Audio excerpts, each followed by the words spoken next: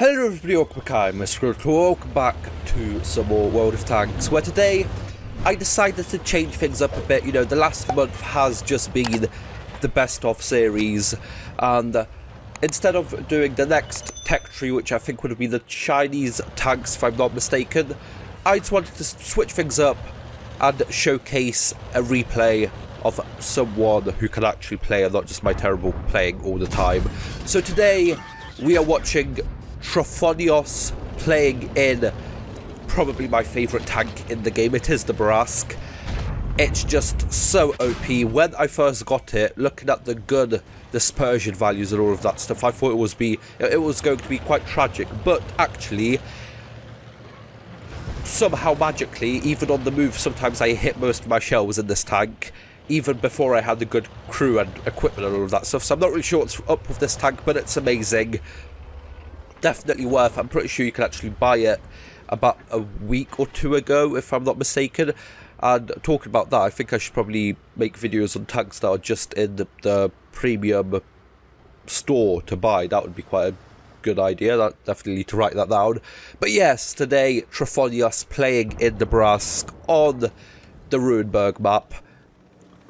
Fairly okay map. I do definitely prefer it more in my assault heavy and tank destroyers though, because for medium tanks this kind of eastern part of the map is just so boring if nothing happens, and you just have to sometimes stay behind, because if you go push forwards you just get two-shot by all of the tank destroyers sitting in the back.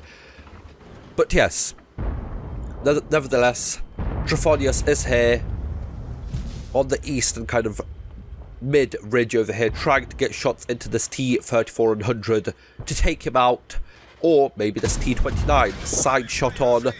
Sadly, the first shell does showcase the Barask's poor just accuracy at long range, with the first shot just tracking the T-29, but that still may be good, because Trophonios actually got about 550 tracking damage from there, which is always nice. And why not, let's switch things up and hit a KV-3. Of course, the first shell hitting the track again, probably no tracking damage this time, as Trophonios over here is firstly shooting the standard APCR rounds, which have a little bit less alpha damage, as you can see over here.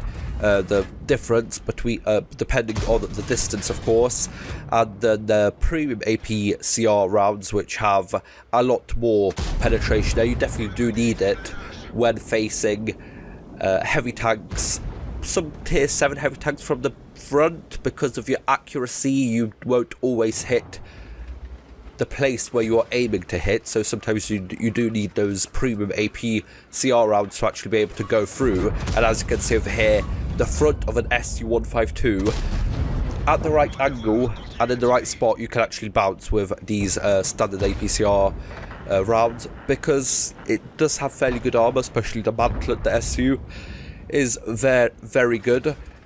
So you do have to watch out, but when you do have food, the right equipment, you know, brothers in arms, the gun definitely becomes a lot more usable. And sometimes you pull off shots that you think you wouldn't have been able to pull off, but sometimes you still do, as that on the move shot on the KV-3. You know, Trophonios just stopped for a millisecond over there, aimed at the KV-3 shot, then it somehow went in even more than, you know, when he actually stopped, fully aimed and shot at the KV-3. So, you know, that's just what you have to deal with the Barask. A very dependable gun, but as you are seeing, you definitely do need to play well with it, and it's not always going to work out at long range. Sometimes you are, you know, absolutely going to be sniping, you know, weak points even. I've had at, you know, 300, 400 meters, so that sometimes happens, but most of the time you just hit the tracks or a really strong part of the armor of the tank that you weren't wanting to hit. So Trophonios has decided to finally leave the eastern mid-ridge of this map, as he was just being overrun the All of his teammates that were there have died with a Brask, and what else is there? An EBR Hotchkiss, which is just over here now, left over there against the XM66F, and that's just what is brilliant about this tank. Trophonius could have one-hit him, but he didn't, but he had a second shell ready within 2 seconds to take out the EBR, which I don't think he even spotted him, so I'm not really sure what that is about.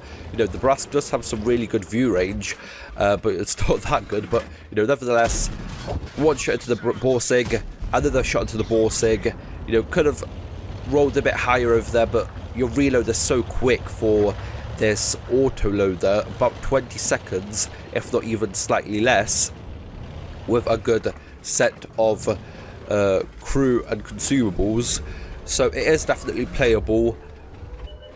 Your view range as well with a good setup is fairly okay, even without coated optics. I actually don't use coated optics. I have a kind of damage setup on this tank, and then I have a full out light tank setup where I just drop out, you know, any kind of form of gun, you know, specs, just fully focus on camo and view range, and it definitely works out on some maps. I've had, you know, 7,000 spotting games in the Brask. It's absolutely brilliant. But as we are seeing over here, Trophonius, who has done 3,650 damage, picked up 2 kills, and, you know, only got shot once by the T-34-100 at the start, is left with just 1 artillery piece, which is soon about to be swarmed with about 7 of the enemy tanks.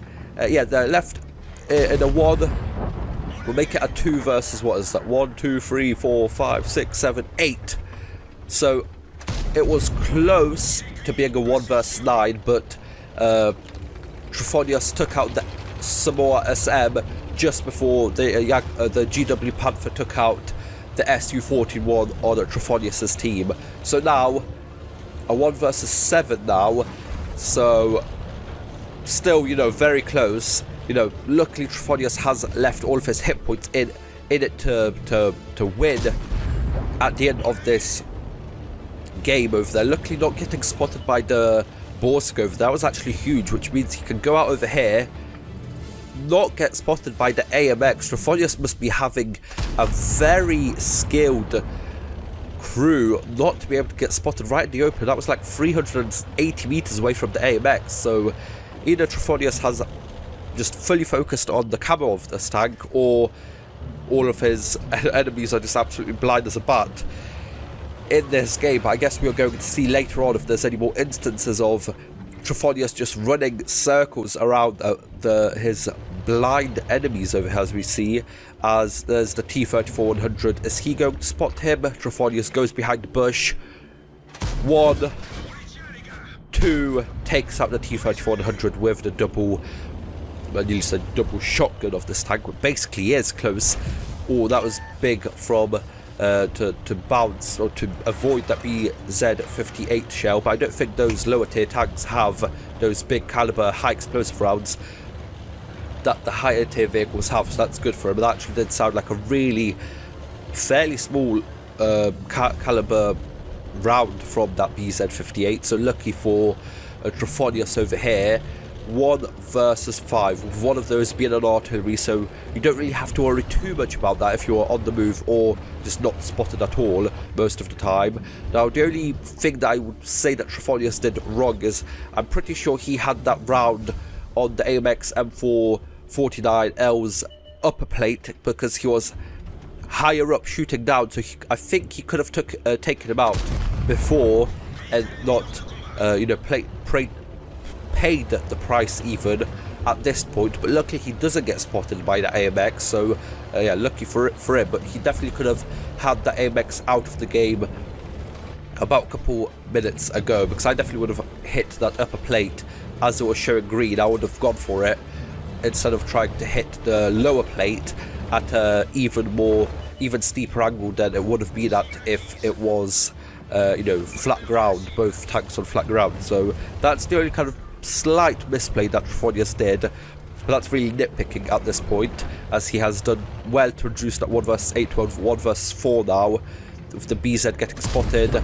good shot into the Borsig, and now that means that the Borsig is a guaranteed 2-shot for Trophonios. So he reloads, he put in that one important shell into the Borsig. He definitely could have rolled high. He had to have rolled high on both shells to take him out in one clip, but that one shell was important. Now that means that Trophonios is a guaranteed 2-shot. That Borsig is a guaranteed 2-shot to Trophonios' next 2 rounds. And wow, I thought that Basante was going to be capping, and I think Trophonios was kind of thinking the same, because he kind of looked a little bit surprised by that sight of the Basante over there, because I definitely thought that he was the one capping, because he was last spotted up north. So maybe I was thinking that, you know, he would have made his way back into the western side of the map, into the cap circle, but I guess not. He pushed forwards to help his teammate out, so it must be the GW Panther, the artillery, capping in the base, because the Borsig's definitely not fast enough to get all the way over there in time. Trophonios has to take up that Basante at least before going in after that artillery, because he could get spotted going down the centre of the map over here. He's just biding his time, waiting. He still has 2 minutes left. It is an encounter battle, isn't it? So he does have time to just wait out the cap circle. Good move over there. Doesn't shoot the Borsig, even though he had the chance to put in one shot, because what would have happened most likely is he would have been spotted with the first shot. The Borsig would have pulled back. He still would have been in the game, and they would have known where he was. But instead, Trophonios held the shell, was the right thing to do, spotted the Basante, took out the Basante, and now they can just slowly reload. That was actually a really bad move. He could have gotten spotted by that smaller bush over there, but luckily not. He's taking his time, and right as he reloads, pops out, puts one shot into the Borsig, puts another shot, and that's basically a game at this point, because he has 800 hit points left. The artillery misses, and he's right ahead of him, so he has time to reload himself, get into the cap circle before the Panther caps, and has some time for the Panther to actually reload before shooting him again. And the GW Panther is doing the right thing. Is he doing the right thing? He should have probably just held his ground and waited for the shot, but yeah, he's just running away. But the Barask is just so much quicker than the GW Panther, and that means that Trophonios takes out a huge carry in one of my favourite tanks, the Batchalion Borsig. Barask even. The Barask took out the Borsig. Let's look at the post-game stats, and let's see how well Trophonios did in this game. So as we can see over here, an ace tank, a Colobanos medal for that 1 versus 8 in this case, a Pools medal, a high caliber, and a Top Gun. Let's see, 6,202 damage. You know what? Not the most damage done for this kind of for this many kills, but that is because he was facing tier 7s. If he would have picked up 11 kills at tier facing tier 10s, he probably would have done more damage. But 6,000 damage is still very nice. 11 kills, 1,974 base experience, with pretty much spotting quite a lot of enemies and putting in a fair bit of shells, most of them at the end being APCR, the premium APCR rounds, because he ran out of the standard rounds, which means that his auto resupply for the ammunition is quite high. But because Trophonios was running a premium account, of course, the Barask being a premium tank, means that he still picks up nearly 100,000 credits profit in this match. A brilliant game by Trophonios in a very, very good premium medium tank, which is the Barask. I hope you guys enjoyed. Like, share, subscribe. See you guys next time. Bye bye.